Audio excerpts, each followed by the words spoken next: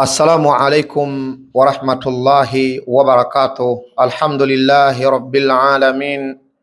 Wassalatu wassalamu ala rasulillahi sayyidil anbiyai wa imamil mursalin wa ala alihi wa ashabihi ajma'in. Allahumma salli wa sallim wa zid wa barik ala Muhammad وعلى آل محمد كما صليت على إبراهيم وعلى آل إبراهيم وبارك على محمد وعلى آل محمد كما باركت على إبراهيم وعلى آل إبراهيم في العالمين إنك حميد مجيد. اللهم ارحمنا فأنت بنا راحم ولا تعذبنا فأنت علينا قادر. الطف بنا في جرت به المقادير إنك على كل شيء قدير. يغفر لنا ولوالدينا ولجميع المسلمين والمسلمات والمؤمنين والمؤمنات الأحياء منهم والأموات إنك سميع الدعاء يا رب العالمين. Ndugu zangu Waislamu wapenzi katika iman, kokote pale mlipo juu ya mgongo wa ardhi, amani ya Mwenyezi Mungu iwe juu yenu na rehma zake na baraka zake. Ndugu yangu mpenzi mfuatiliaji wa darasa zetu mbalimbali tunazozitoa, lengo letu, nia na makusudia ikiwa ni kukusaidia wewe ndugu yangu dhidi ya changamoto mbalimbali tunazozipitia katika jamii. Tunamuomba Allah tabaraka fiula atuwafikishe sisi sote kwa idhini yake na tunufaishe kwa yale tunayofunzana insha Allahu taala.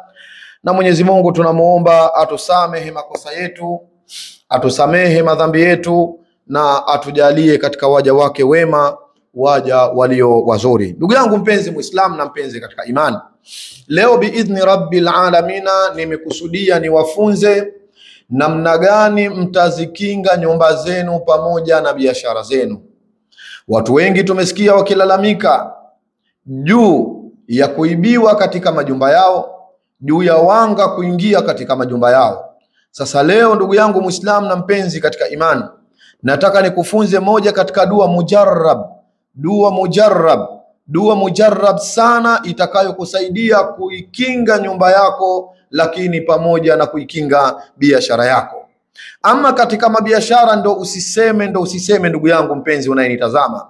Tunaona wafanyabiashara wengi wakiwakilia kwa kuibiwa. Wapo wanawekewa chuma ulete, wapo wanawafanyiwa madhila mbalimbali katika biashara zao maskini. Hatimaye mtu walikuwa amepiga hatua tahamaki, anaporomoka kwa sababu tu ya madhalim walioamua kumuibia, kumtapeli ama kumwekea uchawi katika biashara yake. Lakini pia katika majumba yetu ndugu yangu mpenzi mtazamaji, wewe ni shahidi ya kuwa yapo katika majumba hayakaliki. Usiku watu wanaona vitu vya ajabu. Ipo nyumba usiku ukilala unahisi kuna mchanga inamwaga. Zipo nyumba ukikaa ndani yake unaona vitu vya ajabu na mambo ya ajabu.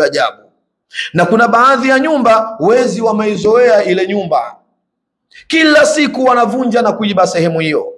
Kila siku wanakata dirisha na kuingia katika nyumba na kuiba thamani zinazopatikana katika ile nyumba. Sasa leo biidhnillahi alkarim, pasi na kuweka vibuyu wala kufunga talasimu wala kuning'iniza hirizi katika nyumba yako, ninakufunza moja katika dua mujarrab sana kwa ulinzi wa kila shari katika nyumba yako ama katika biashara yako. Ndugu yangu Muislamu ambaye unateseka katika nyumba yako, unateseka katika biashara yako, chuma ulete imekithiri katika eneo unalofanyia biashara maskini. Unafanya biashara, faida hauioni. Nyumba yako watoto imekuwa fa subhanallah. Kuna baadhi ya nyumba watoto wanapolala usiku, mtoto anasaga meno kupita kiasi, mtoto anaweweseka kupita kiasi. Ama hata mwenza wako mnapolala unamsikia mkeo ama mume wako usiku akilala anavyonung'unika na kuhangaika maskini. Muda wote wachawi wanaifanya nyumba yako kuwa kama danguro ya kuchezea. Sasa leo biizni rabbil alamina na kufunza dua ya kuwashikisha adabu, na kufunza dua ambayo ukiifanya katika nyumba yako ama biashara yako, si mwizi, si mchawi, si hasidi, wala si mwenye kijicho anayeweza kuja kuchezea nyumba yako na kuichezea familia yako. Na hii dua ninakupa ndugu yangu Muislamu, wallahi ninakuapia kwa idhini ya Allah subhanahu wa ta'ala, hii ukiweka manuizi yako sawa sawa, mbaya pale pale anapofika katika duka lako ama anapofika katika nyumba yako, usione ajabu kuwa pale pale akadondoka na akadhurika na vitu vyake vibaya. Hii dua si mchezo ndugu yangu Muislamu. Hii dua ina maajabu makubwa ndugu yangu Muislamu. Hii dua ina siri nzito kabisa ndugu yangu Muislamu, katika kuwashikisha adabu wezi, wachawi na mahasidi ambao kazi yao ni kuchezea biashara za watu wa chuma ulete, pamoja na wachawi wanaokwenda kuwawangia watu katika majumba yao. Leo mchawi, mwizi, muhasidi na watu wa chuma ulete, mna kazi ngumu kwa atakayeifanya dua hii katika nyumba yake ama katika biashara yake. Ndugu yangu Muislamu, moja kwa moja na kutoa hapo ulipokaa na kupeleka katika baharul Qur'anil Karim, na kupeleka katika bahari ya Qur'ani tukufu. Hapo tunakutana na moyo wa Qur'ani, hapo tunakutana na sura nzito ndani ya Qur'ani tukufu ndugu yangu Muislamu. Ala wa hiya suratu Yasin. Hapo ni moja kwa moja tunakwenda kwenye sura yenye maajabu, sura ya ushindi, sura yenye siri kubwa, sura kiboko ya wezi, mahasidi, wenye chuki na watu wa chuma ulete. Kiboko kabisa hii suratu Yasin kwa kila dhalimu, mwizi, mhasidi anayetaka kuja kuchezea biashara yako ama kuja kuchezea nyumba yako. Wachawi wote duniani wanajua uzito wa suratu Yasin. Sasa suratu Yasin utaisoma katika namna hii nitakayokueleza. Cha kwanza kabisa ndugu yangu Muislamu, andaa kitu kinachoitwa maji. Yani chukua maji yaliyokuwa masafi, maji tahara, maji yasiyokuwa yamenajisika, maji safi kabisa. Yaandaa maji yako.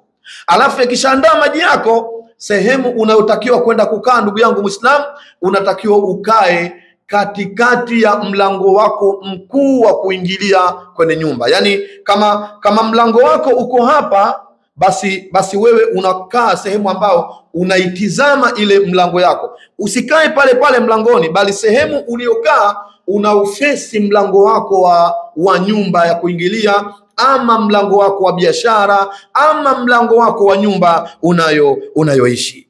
Sasa utakapokuwa pale umekaa, mbele yako unaweka ile bakuli ya maji ama beseni ya maji yaliyokuwa masafi.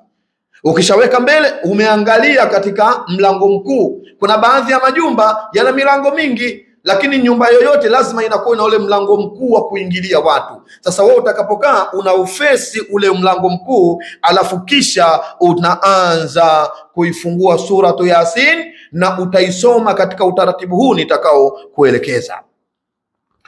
Kwanza kabisa bismillahi, utaanza kwa kuleta al-istighfar. Al-istighfar ndiyo kitu cha kwanza utakachokileta. Huwezi kumwomba Mwenyezi Mungu kabla hujaleta istighfar. Kwanza leta istighfar. Allah kusamehe machafu yako, Allah kusamehe mabaya yako, Allah kusamehe mitihani yako, kwa sababu unachokwenda kukifanya unataka kwenda kushikisha adabu wezi, wachawi na watu wa chuma ulete. Sasa waliozoea kuiba nyumbani kwako, waliozoea kuweka chuma ulete katika biashara yako, na mahasidi wako wanatakiwa wakione cha mtema kuni baada ya hii dua kuifanya. Na ili uwepesishe dua yako iweze kupokelewa na Mwenyezi Mungu Subhanahu wa Ta'ala, ni lazima uanze kwa kuleta al-istighfar. Astaghfirullah al-azim wa atubu ilayhi. Astaghfirullah al-azim wa atubu ilayhi. Astaghfirullah al-azim wa atubu ilayhi. Astaghfirullah al-azim wa atubu ilayhi. Al-istighfar unaileta mara 100 kabla ya kuanza jambo lolote. Baada ya kuleta al-istighfar, sasa ndugu yangu Muislam, utamsalia Mtume Muhammad sallallahu alayhi wasallam mara 11. Allahumma salli ala Muhammadin wa ala ali Muhammadin kama sallaita ala Ibrahim wa ala ali Ibrahim wa barik ala Muhammadin wa ala ali Muhammadin kama barakta ala Ibrahim wa ala ali Ibrahim fil alamina innaka Hamidum Majid. Mara 11 unamsalia mtume wetu Muhammad sallallahu alayhi wasallam. Sasa baada ya hapo, umekaa una ufesi mlango wako, ama umekaa una fesi mlango wa biashara yako, sawa? Utaanza kuleta manuizi ndugu yangu Muislam kwa kadiri unavyotaka wewe. Hapa nuia kile unachoona wewe kwako kinafaa. Mfano, nakupa mfano. Unaweza ukasema, ewe Mwenyezi Mungu mwingi wa haki, Mola unayekusudiwa, bingwa wa mabingwa, usiyeshindwa na kitu chochote, mwanzilishi wa mbingu 7 na ardhi zake. Ewe Mwenyezi Mungu mwingi wa haki, na ninakuomba mimi mja wako dhaifu, dhalili, mnyonge, ya Rabbal Alamina, juu ya hichi ulichonijalia, dhidi ya kila mchawi, dhidi ya kila hasidi, dhidi ya kila mwizi, dhidi ya yoyote ambaye atakuja hapa kwa nia mbaya. Ninakuomba Mwenyezi Mungu, akiwa mwizi asitoke katika eneo hili mpaka nimkute, aitafute njia ya kutoka na asione. Akiwa ni mtu amekuja na vidawa vyake kumwaga katika nyumba yangu ili tukose usingizi, ili tugombane katika hii nyumba na nyumba ikose baraka, Allah naomba aanguke mara moja na nimkute hapa anagaragara chini. Ama akiwa ni mtu anakuja kuleta chuma ulete, ya Rabbal Alamina, naomba tia uzito katika mkono wake mfano wa uzito wa mlima wa Kilimanjaro, hatimaye uzito umshinde kutoka hapa na hatimaye adhalilike. Utamuomba Mwenyezi Mungu kwa kadiri vile utakavyotaka wewe mwenyewe, vile utachokiona. Mungu, na kuomba mwizi akisogea hapa apakute ni kama bahari ya Hindi ama bahari ya Sham.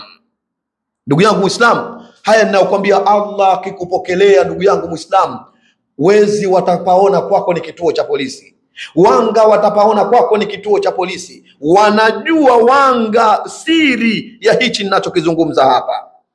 Asa unatia manuizi yako hali ya kuwa maji yako yako mbele yako. Baada ya kutia manuizi yako ndugu yangu Muislamu, sasa ndo unakwenda kuifungua suratu Yasin.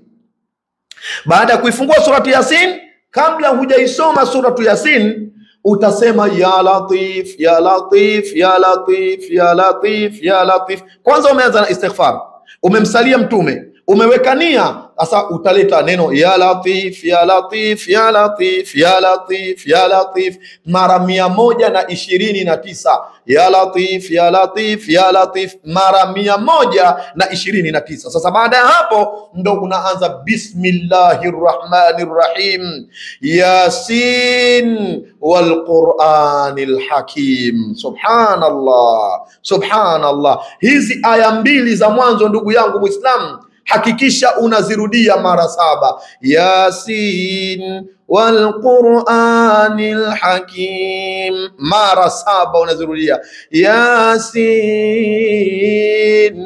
wal Qur'anil Hakim, Yasin wal Qur'anil Hakim, Yasin wal Qur'anil Hakim. Subhanallah, subhanallah. Hapo unaparudia mara 7 ndugu yangu Muislamu. Yasin wal Qur'anil Hakim, Yasin wal Qur'anil Hakim mara 7. Baada ya kurudia Yasin wal Qur'anil Hakim mara 7, sasa unaendelea moja kwa moja, innaka laminal mursalina ala siratin mustaqim, tanzilal azizir rahim, litunzira qauman ma unzira abauhum fahum ghafilun, laqad haqqal qawlu ala aktharihim fahum la yu'minun. Inna ja'alna fi a'naqihim aghlala fahiya ila al-adhqani fahum muqmahun. Waja'alna min baini aydihim saddan wa min khalfihim sadda. Aya kiboko kabisa hiyo, ndugu yangu Muislam, kwa kila dhalimu, mchawi, mwizi na watu wa chuma ulete. Waja'alna min baini aydihim saddan wa min khalfihim saddan faakhshaynahum fahum la yubsirun. Aya nzito hiyo ndugu yangu Muislam. Aya ina siri kubwa hiyo. Mwizi akifika hapo, baba yangu, lazima akute bahari imeenea katika eneo hilo. Mwanga akija hapo, anaweza kakuta moto mkubwa unawaka na kumetameta moto ule. Hatimaye anachanganya miguu yake na kurudi nyuma alikotoka. Usifanye mchezo na Qur'ani ndugu yangu Muislamu. Kwa hiyo aya hiyo, waja'alna min baini aydihim saddan wa min khalfihim sadda, ukishafika hapo baba yangu, unaitandika aya hiyo mara 7 zingine. Subhanallah, unaikumuta aya hiyo mara 7. Baada ya hapo unaendelea tena mpaka utakapofika wama alaina illa albalagul mubin. Mubini ya kwanza hiyo. Sote tunafahamu suratu Yasin ina mubini 7. Unaposoma suratu Yasin utakutana na aya inayoishia mubin ziko 7. Sasa mubini ya kwanza kabisa ndugu yangu Muislamu, utakapofika hapo unatakiwa usome suratul Fatiha, sura ambayo iliposhuka Ibilisi alisaga miguu, aligaragara na kushika kichwa, akasema mama yangu, nimemalizika, nimekwisha mimi. Ummati huu nitaupata vipi hali ya kuwa suratul Fatiha imeshateremshwa baina yao? Suratul Fatiha ndugu Muislam ni katika sura nzito sana zenye maajabu. Kibaya zaidi sisi hatuisomi tu kwa ikhlas, lakini wallahi suratul Fatiha ilitosha kuwa suluhisho kabisa la matatizo na mitihani ya kila aina. Unazikumuta mara 7 hizo suratul Fatiha baada ya tamko ya mubini ya kwanza. Kisha baada ya kuisoma suratul Fatiha mara 7 unaendelea. Utakapofika katika mubini ya pili, hapo utasoma aya yenye maajabu, aya kiboko ya washirikina, aya kiboko ya wezi, matapeli na wale wazee wa chuma ulete. Ayatul Kursi, subhanallah, Ayatul Kursi, aya nzito kabisa hiyo ndugu yangu Muislam. Wanga na wachawi wanajua wanayokutana nayo pale ambapo wanapokwenda katika nyumba ambazo watu wake walisoma Ayatul Kursi. Allahu la ilaha illa huwa alhayyu alqayyum la ta'khudhuhu sinatun wala nawm lahu ma fi samawati wa ma fil ardi man dha alladhi yashfa'u indahu illa biiznihi ya'lamu ma baina aydihim wa ma khalfahum. Mpaka mwisho wa aya hiyo unazikumuta mara 21. Mubini ya kwanza umezikumuta Fatiha 21. Mubini ya pili unakumuta Ayatul Kursi 21. Ama utakapofika katika mubini ya tatu ndugu yangu Muislam, hapo unakwenda kusoma suratul Ikhlas. Qul huwa Allahu ahad Allahu samad lam yalid wa lam yulad wa lam yakun lahu kufuwan ahad. Nazo unazipiga mara 21. Mubini ya 4 utakapofika unasoma sura nzito kabisa, nayo ni sura kiboko ya wachawi, washirikina, madhalimu, wezi na majambazi kokote pale walipo. Ni suratul Al-Falaq. Qul a'udhu birabbil falaq min sharri ma khalaq wa min sharri ghasiqin idha waqaba wa min sharri nafathati fil uqad wa min sharri hasidin idha hasada. Mahasidi, wachawi, wanga wanajua uzito wa suratul Falaq, nazo unazipiga mara 21. Na mubini ya 5 utakapofika unasoma suratul Nas. Qul a'udhu birabbin nas malikin nas, ilahin nas, unazikunguta mara 21. Sasa utakapofika katika mubini ya 6, ndugu yangu Muislam, hapo unakwenda kumsalia tena kipenzi chetu mtume wetu Muhammad sallallahu alayhi wasallam, lakini hapa unamswalia kwa salatu ibrahimiyya. Allahumma salli ala Muhammadin wa ala ali Muhammadin kama sallaita ala Ibrahim wa ala ali Ibrahim wa barik ala Muhammadin wa ala ali Muhammadin kama barakta ala Ibrahima wa ala ali Ibrahima fil alamina innaka Hamidum Majid. Unapiga salatu ala nabi mara 100. Alafu utakapofika katika mubini ya mwisho kabisa katika suratu Yasin, hapo sasa naomba nikufunze hii dua adhim na dua muhimu kabisa, ndugu yangu Muislam. Utaisoma hii dua mara 7. Nisikilize vizuri. Dua inasema hivi: Allahumma hfadh baiti, Allahumma hfadh baiti wa ahli wa mali min kulli ainin wa kulli sihrin wa kulli su'in wa min sharri al-insi wal jinni. Dua kiboko kabisa hii, ndugu yangu Muislam. Allahumma hfadh baiti wa ahli wa mali min kulli ainin wa kulli sihrin wa kulli su'in wa min sharri al-insi wal jinni. Unaisoma hii dua mara 7 insha Allah taala. Kwa wale ambao hamwezi kuikamata dua hii kwa mimi kusema, insha Allahu taala mtakuta kwenye comment ya kwanza kabisa katika hii video niliyoitoa, comment ya kwanza mtakuta nimewaandikia hii dua, utainoti pembeni insha Allahu taala. Baada ya hapo na wewe utakwenda kuyafanyia kazi. Baada ya kumaliza hii dua mara 7 kuisoma, utamalizia kusoma suratu Yasin. Baada ya kumaliza kusoma suratu al-Yasin mpaka pale mwisho, insha Allahu taala hapo utakuwa umemaliza kisomo chako insha Allahu taala. Baada ya kuwa sasa umemaliza, kumbuka wakati unafanya hichi kisomo unakuwa unapulizia katika yale maji ambayo yako katika nyumba, katika mbele yako. Kumbuka ulipokaa una ufesi mlango wako, uwe ni wa nyumba, main door ama mlango wa biashara, unautazama. Na hii dua ndugu zangu, hata kwenye maofisi msiache kuisoma. Kuna watu wanachezewa katika maofisi yao. Soma dua hii baba yangu, kiboko kabisa ya kila dhalimu na mshirikina. Sasa utakapokuwa umemaliza dua yako na umepulizia, fata maelekezo haya. Yale maji unayachukua, cha kwanza kabisa unachota yale maji, unanyunyuzia katika ule mlango wako kama unaupiga.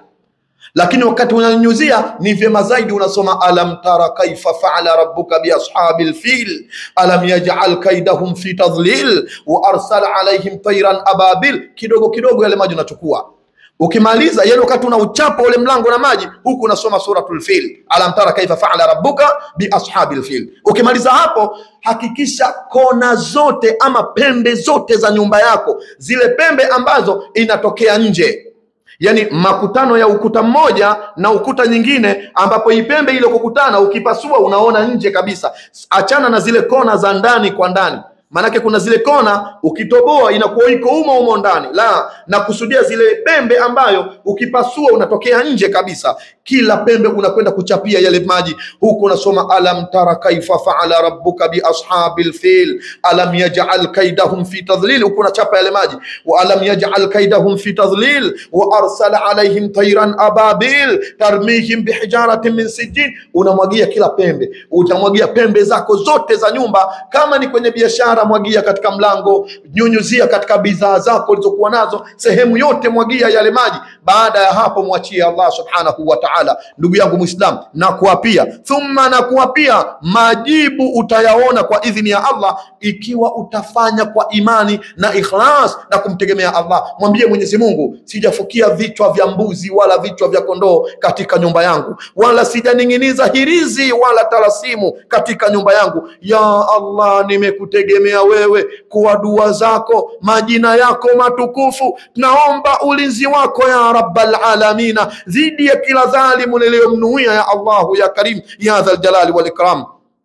Ndugu yangu Muislamu, wallahi alazim, utakuja kuona maajabu makubwa. Hapo nyumba yako uwe ndani ina ulinzi, umesafiri nyumba inabaki madhubuti, ina ulinzi mzito kabisa, ulinzi wa hali ya juu. Naomba Allah subhanahu wa ta'ala azikinge nyumba zetu, azikinge familia zetu, azikinge biashara zetu, na atujalie kila lenye kheri na kila lenye baraka. Naomba Allah subhanahu wa ta'ala atujalie minal ladhina yastami'una alqawla fayattabi'una ahsana. Allah atukutanishe tena katika darasa nyingine inayofuatia insha Allahu ta'ala, ili tuzidi kupeana mambo yenye faida, mambo yaliyokuwa muhimu ambayo yana manufaa na sisi, yatakayotusaidia katika maisha yetu. Ni mimi ndugu yenu Sheikh Omar Al-Basar, shukran lakum, jazakumullahu khaira. Assalamu alaikum wa rahmatullahi wa barakatuhu.